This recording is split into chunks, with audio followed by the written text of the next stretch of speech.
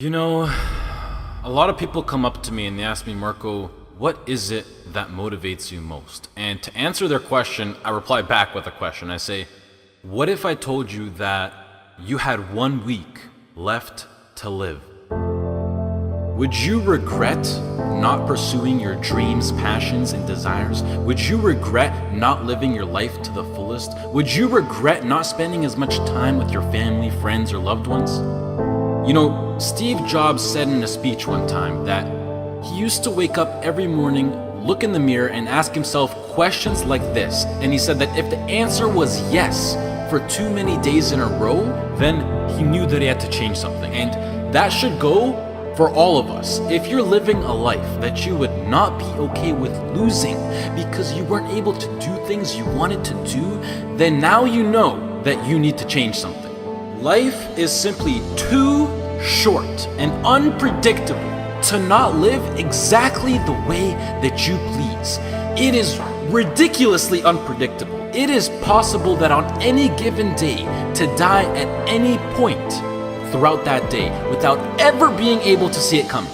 You know, when I was 13, I had this teacher who was an absolutely amazing person. I'd known him for several years then, and he had 2 kids, a loving wife. He was a man of God, contributed to the community. He gave us everything that he had, and he would bike to school every single day. I always remember him coming to school on his bike, and one morning on his way to school, it was early in the morning, he was crossing an intersection. A reckless driver comes out of nowhere, hits him, he dies on the spot, on the moment of impact. His death taught me so many valuable things in life, and one of them being that it went on to show that no matter how much you don't deserve to die, and no matter how good of a person you are, and no matter what your situation is, no matter anything, it goes to show that death is inevitable and random, and it will eventually consume each and every single one of us, whether it's in 50 years, in 10 years, next year, or even tomorrow. You cannot control it. The people around you cannot control it. As long as you're at the wrong place at the wrong time, your whole life could disappear in the blink of an eye, along with everything you wished you could have done. Whether you're walking down the street, whether you're stepping into the elevator, whether you're walking down the stairs, whether you're just existing. Listen, you'll see people from nowhere die of a heart attack. Gone. No family history, no symptoms, no causes, nothing. It happens, and that's the cruel life that we live in, and it's something that we cannot control. So what I want to make clear is that regardless of the path that you take in your life, at one point death will consume you. It doesn't care whether you floss your teeth in the morning, whether you raise a family or not, whether you go on to be rich, poor, a success, a failure, whatever, you are still going to die at one point. It is that simple. And knowing that you're going to die soon should be the biggest motivation to both make the difficult decisions in life and to get your ass out of bed in the morning. So now the question becomes, what is it that you truly have to lose?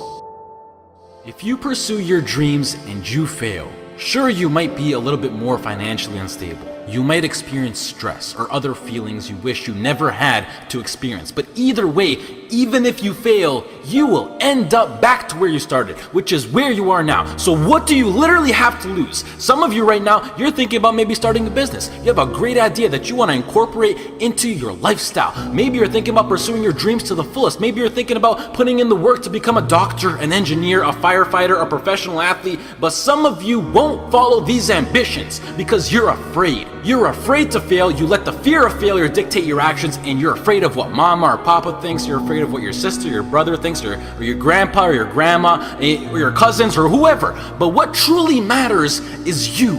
You are in possession of a gift. You have a talent, and whatever that talent is, you can make yourself and the people around you a stronger and better place with it. But sometimes the only way to do that is to take a risk. At one point, you have got to take a leap if you want to make that gift that you have become a reality.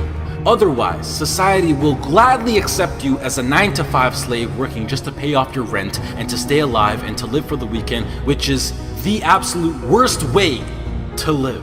If you don't jump, believe me, if you don't pursue your gift, you will live a life full of regret, and your gift, your dreams, everything that you ever had to offer to the world will die with you. From first-hand experience, I am pissed off at myself. I am pissed off and I regret so much in my life. I can't even fathom explaining it. Not about what I've done, but what I haven't done. All the opportunities that I turned down and all the chances that I never took just because I was afraid or because I was worried about what other people think.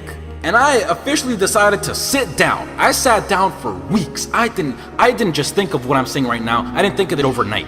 This is months of thinking, and I just sat down and I just wrote. And after comparing the randomness of death versus the chance of you failing while relentlessly pursuing your dreams versus the chance of you living a terrible life because you failed at pursuing your dreams versus just calling it a day right now and living a traditional Western world lifestyle versus everything you can think of versus absolutely everything. And I can gladly say that right now, as of this moment right here, I would rather live each day as if it were my last and take every risk possible in these sacred moments that I have on earth now to make myself as successful and happy as possible than to be sitting in my deathbed when I'm 90 years old regretting not taking a chance and thinking about what my life could have been if I just jumped when I was 18 or when I was 15 or when I was 22, because tomorrow is not a promise. I would rather die trying to live my dreams than to live a longer life filled with regret. Life is too short and too unpredictable to live it. I've seen it firsthand. It is not worth it to live it safe, basic, and traditional. But do you know why most people choose to live that safe life over taking risks in their life? I mean, there's a pretty good argument not to. Why would you? Why would you take a risk that puts you through stress, puts your family through stress, makes you lose sleep, makes you lose time, makes you put in the extra work, makes you take ridiculous chances that are 1 to 1,000? You know, but before I even continue, the fact that I'm even sitting here and talking is astonishingly ridiculous on its own. The chance of you being born is 1 to 400 trillion. That number is so big you cannot even wrap your head around it. But okay, what I wanted to say was that the reason why people don't want to take these risks is because right now they feel like they got a lot to lose and that their current situation is relatively nice. And most importantly, right now, they are comfortable. They got used to living basic within society standards, being with their friends every now and then, being well rested. They got comfortable. And when you get comfortable, you don't want to move. And that comfort zone, I like to call it the danger zone, because this comfort zone will persuade you to stay in there for as long as possible. And it is, I know how it is. I know the comfort zone. It is so convincing. It is so hard to escape comfort. I know. And as it persuades you to stay in there, you will literally, unconsciously, see, I'm so serious when I say this, you will literally see your whole life go right by you.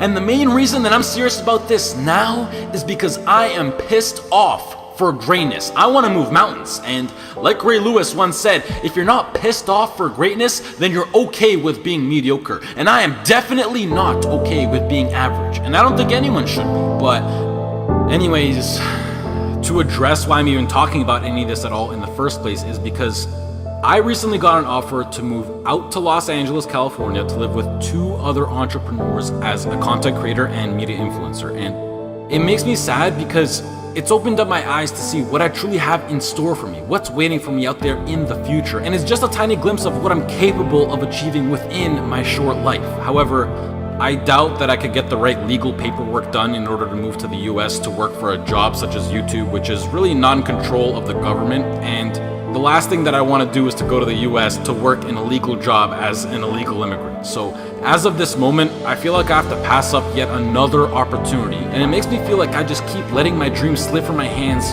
once more. And now that I've seen the reality of what is possible, this house in LA next to the beach on California with a huge city, great weather, and working a job that I would absolutely love and live for with people who share the exact same dream and vision, it has me thinking like, hell yeah, I would gladly die chasing this dream relentlessly than never chase it at all and play it safe and being trapped within my own mind of thinking about what my life could have been. I hope to do more videos like this where I speak because they're really like a therapy for me, and it helps me get my mind off things, and hopefully some people can be influenced by what I'm actually saying. I would also like to say that I think education is extremely important and plays a crucial role into bringing success into your life, and that knowledge is power. The best thing in life is to always have a backup plan and take into consideration what if something goes wrong. And it's something that every role model that I look up to tries to enforce, but I feel like education will always be here for me to come back to, whether I'm 20, 25, 40, or whatever. And I think that I have an amazing idea, vision, passion, and drive now in my peak, and that I'm able to capitalize on, which makes me feel like I'm throwing it away if I don't pursue it. And the biggest response that I've been getting recently is, Marco, what if it fails? Which, I mean, yeah, like, what if it fails? But that's the whole point of taking a chance with things like startup companies or entrepreneurship.